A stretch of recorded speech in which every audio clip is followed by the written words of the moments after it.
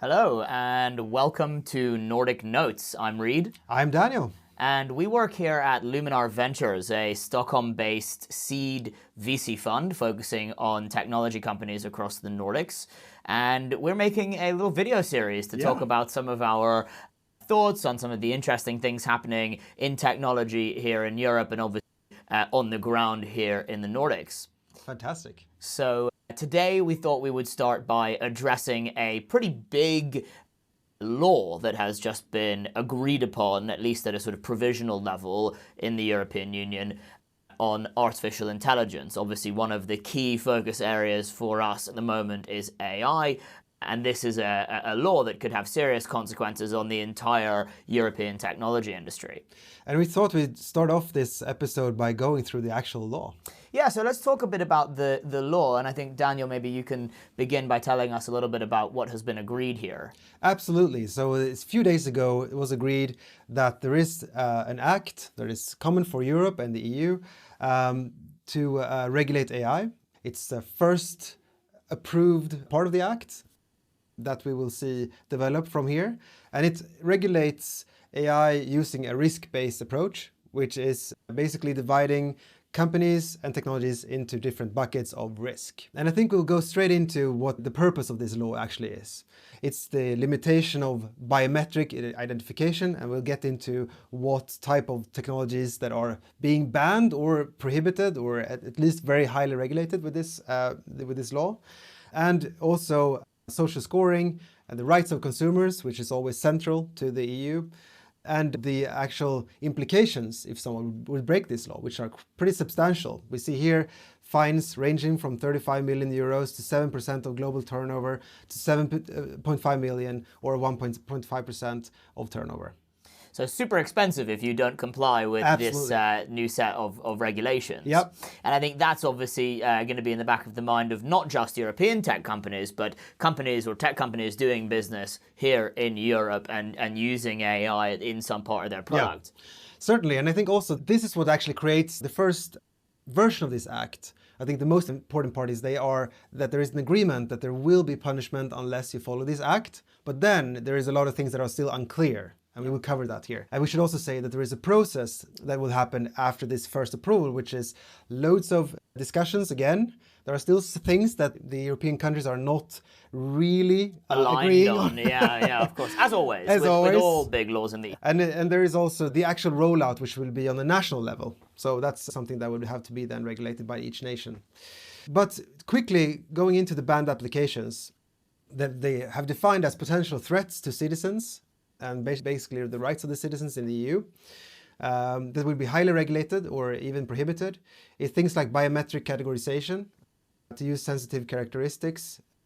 It's untargeted scraping of facial images. There was an expectation of this law that it would basically prohibit any type of facial recognition, but which didn't happen. Yeah, I mean, it was very hotly debated, of course. It was hotly debated for sure. And we had other organizations. We had here, for instance, Amnesty, who went out after this and were quite unhappy with the fact that there is no ban on public mass surveillance. Yeah, they said not ensuring a full ban on facial recognition is a huge missed opportunity to stop and prevent colossal damage to human rights, civic space, and the rule of law. And so finding a way to sort of thread that needle between again, the rights of citizens and the ability for Europe to innovate in a very competitive industry where the US and China are currently developing very complex AI applications with facial recognition as well. Exactly. They've obviously seen that as very important. This whole law has been all the time trying to balance these things. And there have been also the regulators in the EU who's been very clear about the fact that we cannot regulate too much because then it's going to hamper innovation.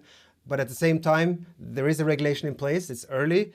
They will regulate things that are not necessarily clear yet because how fast this technology is developing. And there are exceptions for the law enforcement, quite expected. Still a bit unclear exactly how this will work, but... And I think that's again where the individual member states will have to figure out how to interpret these laws for their own national law enforcement agencies. Absolutely. And of course, getting into the obligations around high-risk AI systems, I think that They've been, again, not super clear on how this will be implemented, but they want to see transparency. They want to see that in foundational models, in these machine learning models that are being created by these AI companies, that then obviously developers build AI applications on top of, that the models themselves are clear in terms of what data it's been trained on. And it's not just about preventing bad or incorrect data being ingested into these models, but also it's about making sure that, for instance, copyright holders of data that is being fed into these models are correctly compensated for their work. And I think that unlocks an entire Pandora's box of copyright questions and potential lawsuits and lots of other challenges for these AI companies to deal with over the coming years. You know, obviously all of us who have played with ChatGPT, for instance, have asked for it to write us a story about our company or about, a letter to somebody in the style of Lin-Manuel Miranda, for instance, or in the style of William Shakespeare. And how do you sort of compensate somebody for their style being taken in a Yes, and this is going to be, we've already seen lawsuits in the US. I think virtually all the foundation models pretty much have some sort of lawsuit in relation to copyright law. And this is quite expected. This is why the technology is here at all, is because the fact that it has been trained on copyrighted materials. But now obviously it's becoming more widely used. So this has to be managed somehow. Yeah. I think we will see a lot of debate about this in the future. Some sort of platform to manage data, to manage the actual royalties and the rights will be needed somehow. And I think we will see that in US law eventually as well. And I think, to your point about the US eventually regulating this, I think we're seeing in real time the difference between how the US approaches complex regulation like this and how the EU does it, right? The EU are sort of prescribing how they would like to see AI work in Europe around everything from the rights of citizens to obligations around copyright and transparency to safety and security with how these models are implemented. In the US, rather, the president and the administration have directed their various agencies to go out and study these problems. For instance, they've directed the Copyright Office in the US to go and come up with a policy framework for how foundational models trained on copyrighted materials can compensate, or how that compensation should work, the folks who obviously had their data taken in to train the model. So I think there is a huge difference in approach, but at the same time, both the US and the EU understand that this needs to be regulated and that there needs to be a new framework of some kind. Absolutely. So, US contemplative, EU prescriptive, still both sort of going towards the same goal. And they will both have to strike the right balance here. And I think that is what the next chapter of this will be about. Yeah. But let's take a look as well at what the MIT Technology Review, which is of course a fantastic publication about technology, are saying in terms of the AI Act here in Europe. Number one, that it's issuing, sort of ushering in this binding rule set on transparency and ethics. We've talked a little bit about that, and I think it's very clear, unlike a lot of the other parts of the law, which are still a bit fuzzy. I think the obligations of what they want to see around transparency, that's quite clear. Now, of course, it's still complicated in terms of how they will comply with that. Yeah, for sure, but it's clear. It's clear what they want to see. Number two, despite everything we just said, there is still a lot of wiggle room for AI companies in terms of how they will be able to comply with this. So, you need to draw up documentation that explains how your model works. You do have to comply with copyright law. So again, that is going to be a challenge for them. It leaves a lot for interpretation as well. But it leaves a lot of room for interpretation. Absolutely. And so, I think one of the interesting places where the negotiations around the AI law kind of fell down a little bit was that some countries, led by Spain, had been trying to have stricter guardrails around even creating foundational models and putting them into the market. They wanted to have an approval process by which EU regulators would have to sort of certify new foundational models depending on their complexity and power and sophistication. That didn't end up in the law for a number of reasons that we'll get to in a few minutes. But the point is that some very powerful models, again, it hasn't been confirmed by the European Commission whether even GPT-4, for instance, is powerful enough to check that box of requiring some kind of oversight. Yes. But some models of a certain size will need some kind of regulatory approval. And none of that has been... How is, again, right, sort of how is that going to happen? None of that has been really clarified. So it's still very, very early days. It is nascent, for sure. And we'll get back to the probable geopolitical war that is going on in the EU around this law. Yeah, we'll get back to that in just a minute. The third point MIT Technology Review makes, of course, is that the EU is now positioning itself as the premier AI police. And I think that is... to Thierry Breton, the EU commissioner, that he's tweeted out here that, obviously the EU is the only, polity in the world that has regulations around AI today. And I think that's super interesting, that obviously Breton has tweeted this from a place of pride, that they are very excited, the EU regulators, that they have created this framework, even though so much of it, as we've been saying, is still up in the air and a bit unclear. They have something, and I think that's really what they're proud of. And the way they look at it is the fact that if we regulate something, we open up the market to actually innovate according to the frameworks and the boundaries that we have set. That's the whole idea. But it also requires the law to be good enough. Otherwise, the market will not innovate, right? This is the whole, again, the balance, but it's quite interesting. They obviously then feel like this was a good first step. Now we've said it's a regulation. There is a punishment if you don't follow it. And then sort of, okay, now what is that regulation? How will this actually work? But it's natural. It's a step in the process. And I think, there are many folks, especially in, the country that I was born in the US, who would say that regulation is always the enemy of innovation. And I think the EU have proven in previous laws that that's not always true, right? I mean, the EU created the Payment Services Directive, for example, open banking, requiring banks to provide API integrations into their data. And also they're launching the third version of that now, right? So there are these different versions that are being launched. Absolutely, these laws evolve over time. But in the Payment Services Directive, you ended up with a regulatory framework that created a huge number of billion-dollar companies from Tink and TrueLayer, all the way to Klarna, among many others. So PSD2 has been, or PSD3 now, in the coming months, has I think been very good for innovations. The fourth thing that MIT talks about is that national security is always the big winner, and of course, while biometric categorization using sensitive characteristics, for example, gender or race, that's going to be banned. However, they're also, of course, saying that, for military and defense uses, this law doesn't apply. No. If you're building for our militaries, if you're building for defense purposes, you do what you need to do. Right? There is still, as we've said, a lot of disagreement about how this law will be implemented.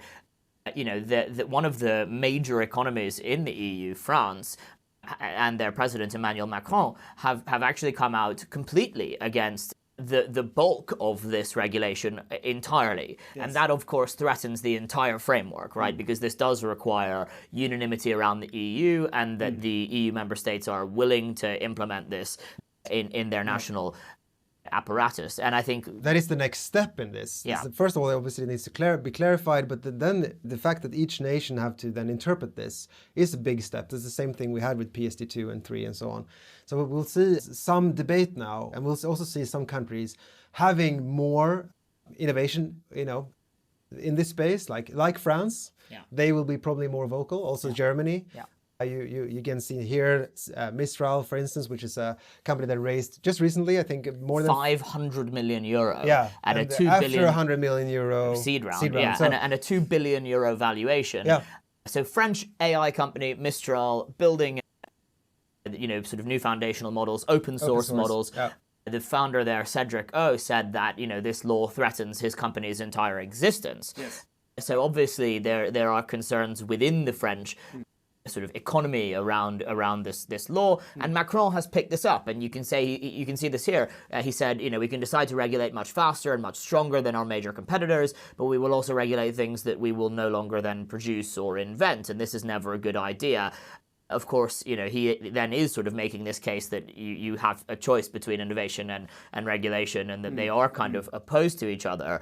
And he goes on to say, when I look at France, it's probably the first country in terms of artificial intelligence in continental Europe. And he says that they are neck and neck with the British, which is of course a very funny classic line for a French president to always sort of use the UK as the benchmark of how they're doing. But it's probably true that Britain, of course, and I think there are countries on the other side of that as well they do not have this industry. They do not see that they might be a leader in this industry, and they are afraid that industry won't be regulated enough. So there is these countries like France and Germany, they will be the ones where these hubs will be, and they will they grow faster in the future, have more power in the future, whereas they want the EU to be sort of more finely balanced. Exactly, and I think that is the other side, the flip side of this. And there you have some countries that have been quite loud about, for instance, the financial model, like Spain, that might not see that they have the same position in this. No, and I think Macron, his point here when he says we're neck and neck with the British, who of course aren't in the EU now and won't have this AI regulation. He's very worried that now this will allow Britain to move further ahead. Also, that the Chinese and the Americans, who are the leaders globally now in this technology, will go even further ahead than the EU because of the sort of lack of as I said earlier, kind of prescriptive rule set of how they're supposed to actually build foundational models and deploy this technology. For sure. Let's move on. Yeah, and I think, here we wanted to take a little look at how industry, and particularly obviously the technology space, is reacting to this sort of first draft kind of agreement of this law. And there have been various reactions. I mean, we see some that obviously welcome this regulatory framework, that some things are being more and more clarified. But at the same time, you see, obviously that's the positive, but some see it as sort of sweeping laws, high-level laws that they see more as a threat that will take a lot of resources. It will, as I said here in this quote, instead of hiring AI engineers, they will have to spend more money on lawyers. And we talked a lot about this, that these new acts typically generate a lot of income and time spent by lawyers. And consultants. It makes it more just cumbersome for small companies to innovate. And I think that this is, again, innovation versus regulation. I think here we have some of those actual concrete problems for especially small companies. I think for larger companies who can spend this money, they have the legal resources to do this. They will see a lot of upsides in this. But certainly there are some of these, the smaller companies that are a bit more concerned. You also have here is this Victoria de Poisson from European Tech Alliance. So lobbying group. Exactly. Says it's difficult to keep developers and stay attractive. And more reaction here to the AI Act, actually also coming out of our hometown here of Stockholm, that Reuters have been interviewing a number of different private sector companies who are dealing with the impact of this law. And it is very clear that there are still many points that have to be further worked on, that nobody knows what the final wording will look like or what the final law will actually say. So everybody's a little bit worried that, shots have been fired, but no war has really been started yet. It brings us really well into, actually, there are some companies that already now see opportunities with this, even though it's quite high level. Absolutely. And I think that's really important. As we were saying earlier with PSD2, new regulation doesn't always mean an end to innovation. In fact, it can often lead to new innovations. And here we're seeing a company that I actually met in Finland at the Slush conference just last month. Backed by Crowberry Capital. Yes, backed by, exactly, our friends over in Reykjavik, Crowberry Capital, who of course we've invested with before. They have backed this company, SciDot, which is trusted by some very interesting customers like the City of Amsterdam, like the City of Helsinki, and of course some big companies like Deloitte, to help them build AI models and deal with the sort of data that gets ingested into those models in a way that is compliant with currently AI guidelines, because of course these rules aren't yet set in stone, and also with GDPR and other data protection laws that exist. And these type of compliance tools, they don't necessarily require to know yet exactly what will be regulated, what will be included in certification, because they can obviously add those things. So they can build a product around the actual framework as it develops. Yeah, and met the founders here. Super interesting, very sharp founders who understand this sort of regulatory process inside and out, and what's likely to be coming. And I think it might be interesting at some point for us to have a talk with them on our episodes as we continue to delve into this space. And obviously you can see here what it is exactly that they're dealing with on their platform.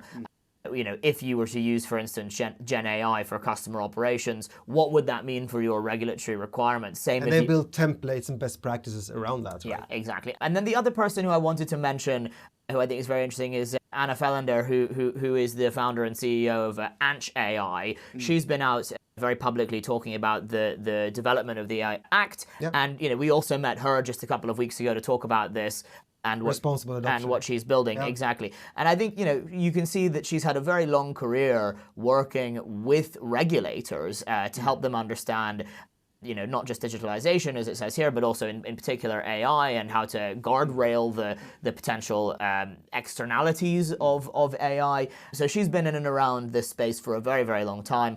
And what she's trying to do now is to build a system not too dissimilar from what SciDot have done. I guess, again, more focused on this AI Act that has just been agreed we've been talking about. Yeah. I think they over at Anch want to have, again, a very early mover, sort of first mover product to address this challenge.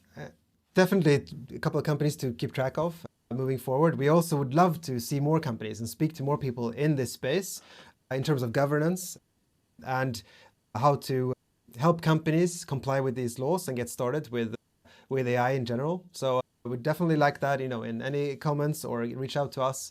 And we'll be super happy to have a chat. Yeah, please get in touch. We'd love to hear from you. And of course, always looking for super exciting startups to meet. So please don't be a stranger. And thank you so much for watching. Thanks.